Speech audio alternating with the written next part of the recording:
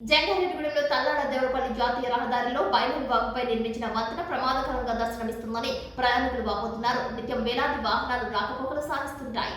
ఇదే వంతెనపై నుంచి పరిమితికి మించిన బరువుతో భారీ లారీలు సైతం వెళ్తుంటాయని తెలిపారు. నిత్యం చదువుల కోసం విద్యాలయాలకు వెళ్లే స్కూల్ బస్సులు, సర్వీస్ ఆటోలు, ఆర్టీసీ రవాణా వాహనాలు ఇలా ఒక్కటేంటి కొవ్వూరు వైపు నుంచి వచ్చే ఏ వాహనమైనా ఈ వంతెన మీదుగానే జంగారెడ్డిగూడెం రావాల్సి ఉంది. అయితే ఈ వంతెన పైభాగం కోతకు గురైంది. వంతెనపై వేసిన బీటీ రహదారి పెచ్చులుగా ఊడిపోయాయి. జాయింట్స్ సైతం వెడల్పుగా ఏర్పడ్డాయి. వంతెనపై గోతులు దర్శనమిస్తున్నాయి. ఈ గోతులలో తాత్కాలికంగా రాళ్లను వేశారు. కానీ దీర్ఘకాలానికి రాళ్లతో పూడ్చిన గోతుల కారణంగా పెను ప్రమాదమే సంభవించే అవకాశం ఉందని పేర్కొన్నారు. 6 సంవత్సరాల క్రితం పడిపోయిన గ్రామీణ బ్రిడ్జ్ ని పట్టించుకునే నాదులే లేరని విమర్శలు సైతం వ్యక్తిస్తున్నాయి. కొత్త వంతెన నిర్మాణం తీవ్ర జాప్యంతో నత్తనడకన సాగుతోంది. పనులు తాబేలు నడక మాదిరిగా దర్శనమిస్తున్నాయి. కొత్త వంతెనకు అటు ఇటు బయలు వాగులోకి కోతలు దర్శనమిస్తున్నాయి. నిర్మించే కొత్త వంతెన నిర్మాణంలో జాగ్రత్తలు పాటించాల్సిన అవసరం ఉందని నిపుణులు తెలియజేస్తున్నారు. జంగారెడ్డిగూడెంలో బ్రిటిష్ ఏళ్ల కాలం నాటి గామన్ బ్రిడ్జ్ కూలిపోగా మరో వంతెనపై రాకపోకలు సాగిస్తున్నారు. ఇప్పుడు ఆ వంతెనపై కూడా గోతులు ఏర్పడ్డాయి. పెచ్చులు